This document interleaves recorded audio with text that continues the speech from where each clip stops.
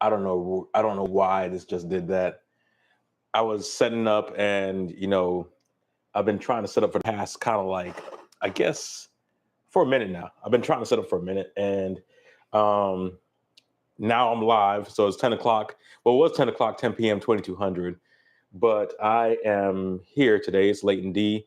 It's Friday evening on the 26th of September. Uh, Wanted to take a little time, a few minutes, just to reach out and have a discussion this week.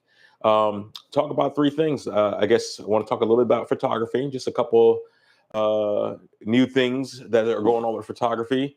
Talk a little bit maybe about my watch experience this week. A couple articles I saw on Petapixel, and I wanted to share them. Um, you know, the landscape has changed. We've gotten off of social media for a little bit for the past couple months, and I know that social media in the past couple weeks has been kind of what's the word I'm looking for? It's been kind of stressful. That's the best way I can say it. It's been kind of stressful. So trying to make a little bit more light of it and just have a little bit of a photography conversation. Um, Let me see. This week I got a chance to sit and talk with a couple of photographers down here in Tampa. We do a meetup every Tuesday down in Ybor, which is pretty good. It's pretty cool. A couple of guys from all ages and from all backgrounds. We have guys that do street photography. We got guys that do surreal photography, product photography, portraits, weddings. We all come together, and guys that shoot film. There's a guy there, Luis, that he's shooting medium format, and I think he's shooting either 4x5s, right, as opposed to 6x7s. And we got guys that shoot digital medium format. It's cool because we have a community, and I think that was one of the things when I was in Charleston, South Carolina, which was great. Chris Smith, a photographer up there, great headshot photographer in Charleston, South Carolina, who he would set up these lunch group, the Charleston lunch group, which was pretty cool.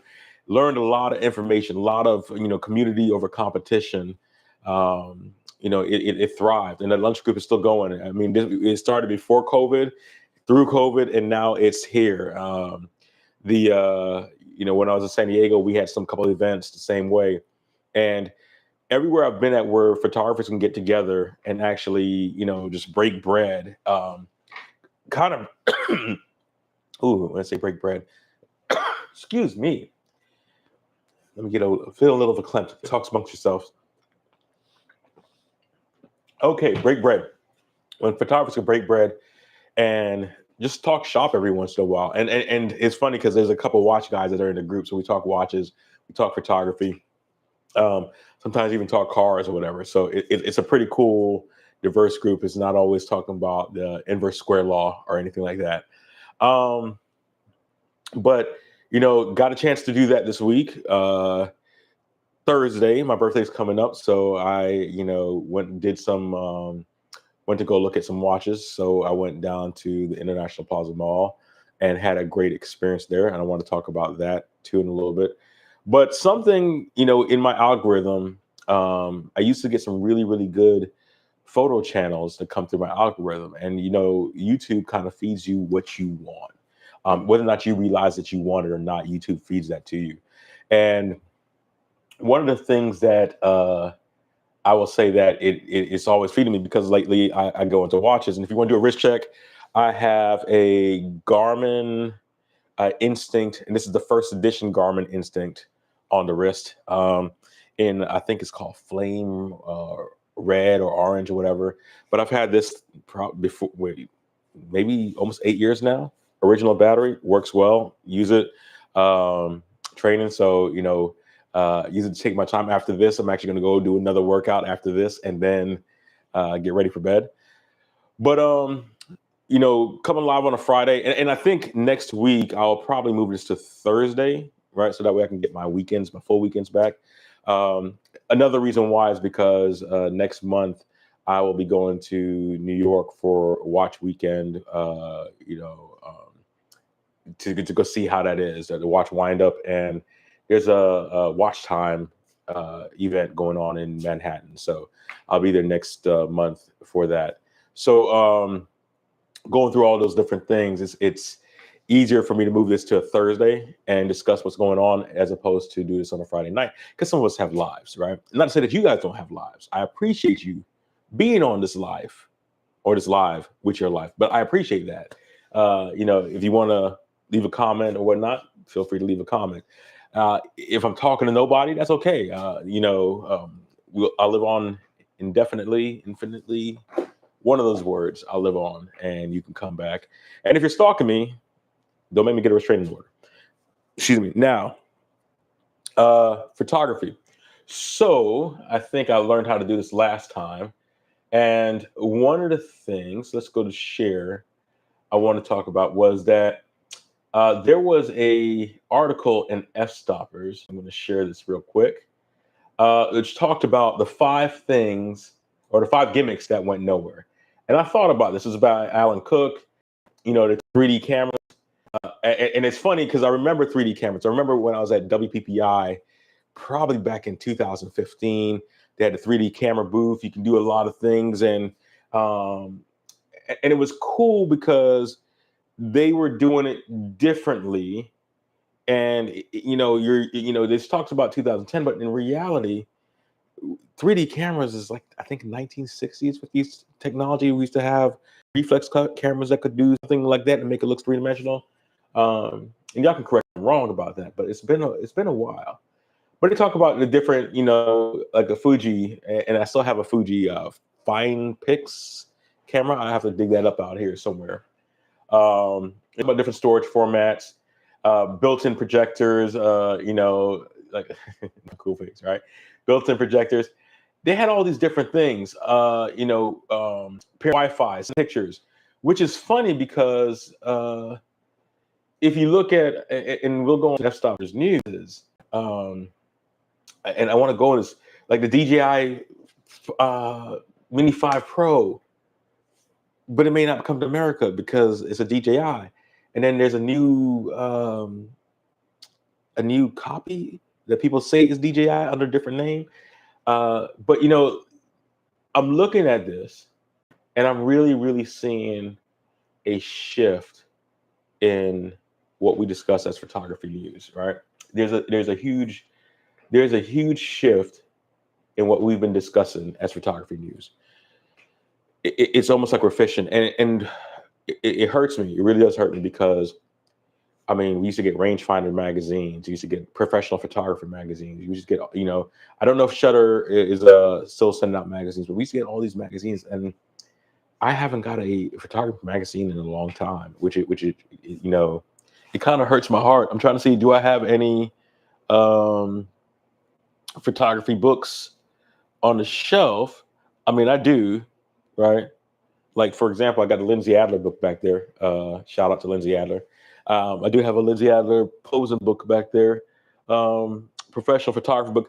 But it's funny that now, outside of YouTube, the printed media of photography seems to be disappearing. And I suggest, if a photographer is coming in the industry, especially in the past 3 to 5 years, get your hands on as much printed media as much as possible, right? Even if you are, I'm trying to see, like, I know I have, where is it at? The 3, because I loan out photography books all the time. That's the reason why I loan out photography books all the time. But I was like looking to see if I had, and I know you're not supposed to turn it back to the camera, but I was looking to see which I had, here that I could show you, because even something as stupid as this, this was, I'll tell you what, this David Bush, right? This Nikon D200, I had this way, way back when. This is probably, what is this, 15 years? No, this has got to be older than that. I've had this 2007. What is the copyright date on this? This is funny. And I don't even know if Mr. Bush still does these, but what is the copyright date on this? 2006, so 2007, right? 2006.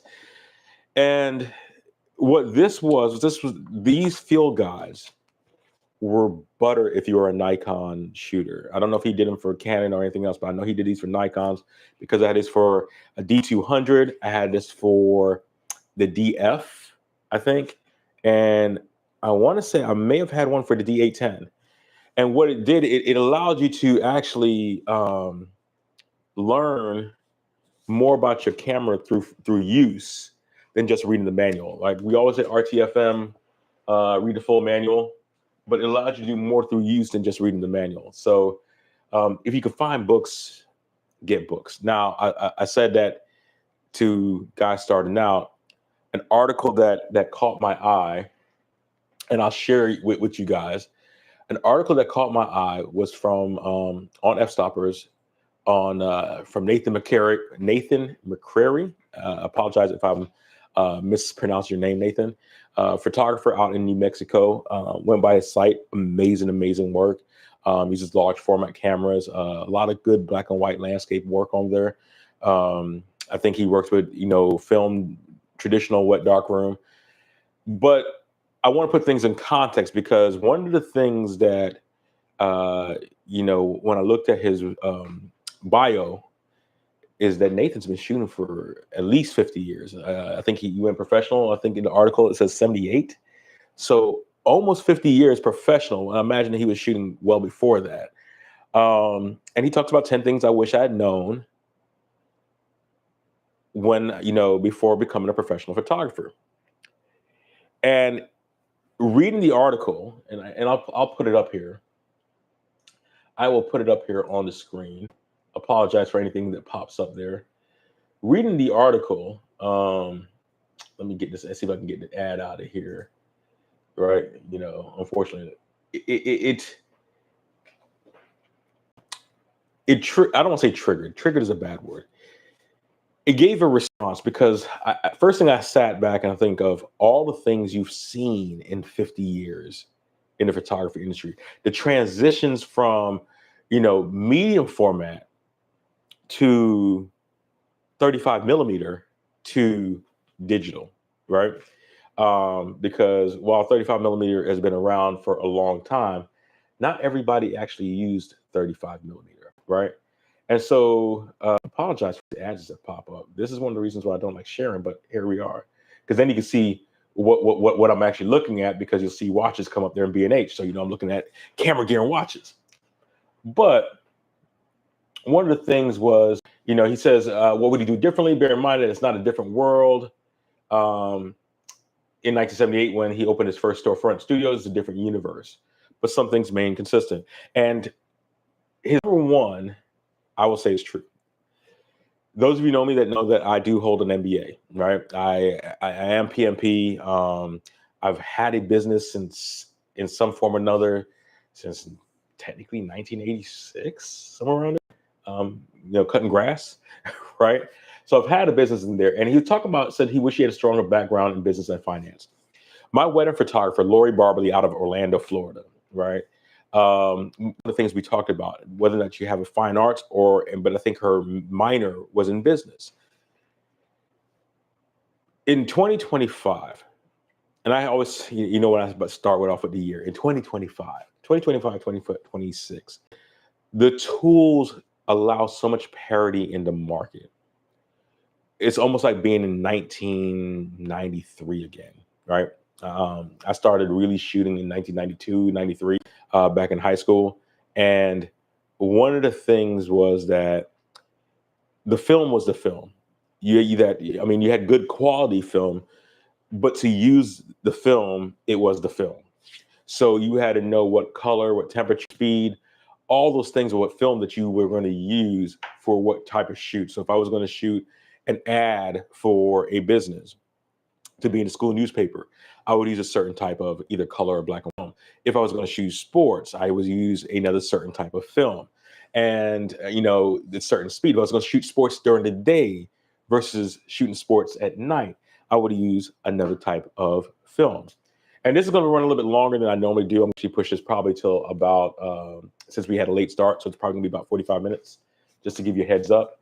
But I wanted to touch on this because the business side is important. It's important for photographers to know not just you know how to price and what to price.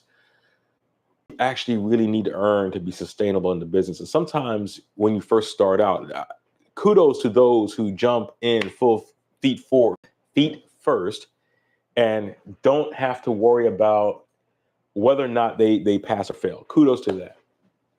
Um, but the reality is that a lot of photographers, when they are quote unquote, they start with a hustle. They romanticize that uh, starving artist type thing. And when I used to teach my guys, I said, don't romanticize the starving artist, because your number one job is to remain in business so that you can serve your customers today, tomorrow. And if you can't serve your customers today, tomorrow, then you absolutely have failed them, and not just yourself.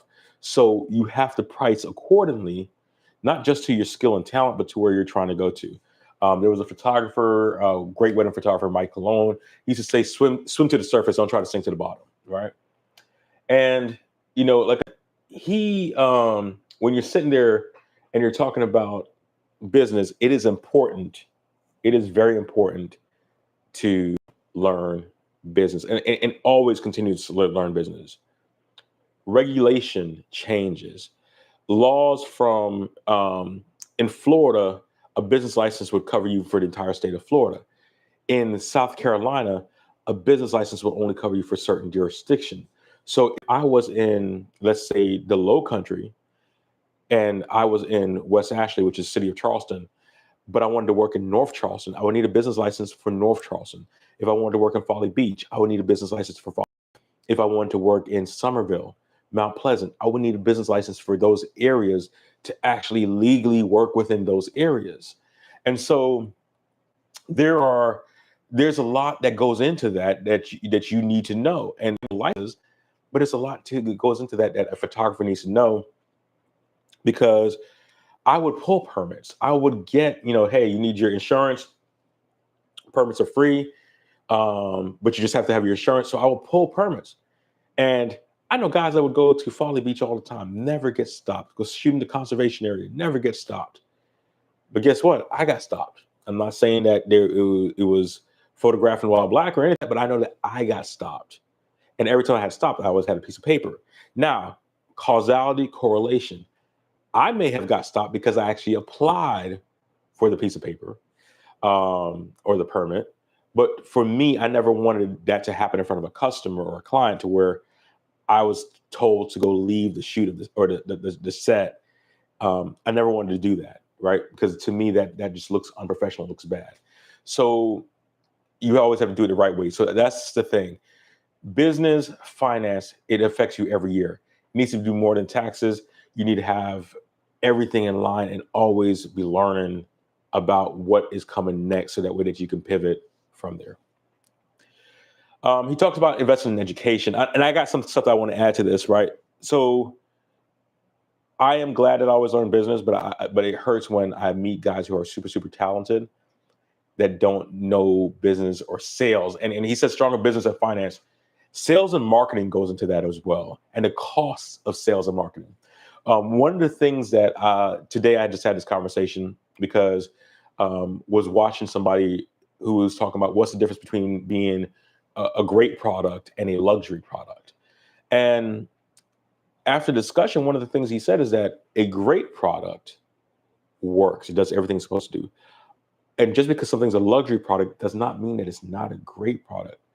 But a luxury product is intended to be displayed. And that hit me because there was a point in my photography career where I started producing luxury items. I started doing. I was seeing if I had an album in here. One of my wedding albums. I do have one, but it's underneath some stuff over there. But that wedding album was intended to be displayed. And as a matter of fact, I'm going to go off camera real quick because. Nope, that's not it. I thought that was it, but it's not it. Do I have one over there? I'm looking to see if I have one outside the office because, like I said, let me go out there and go look for it. So that wedding album, it was intended to be displayed, and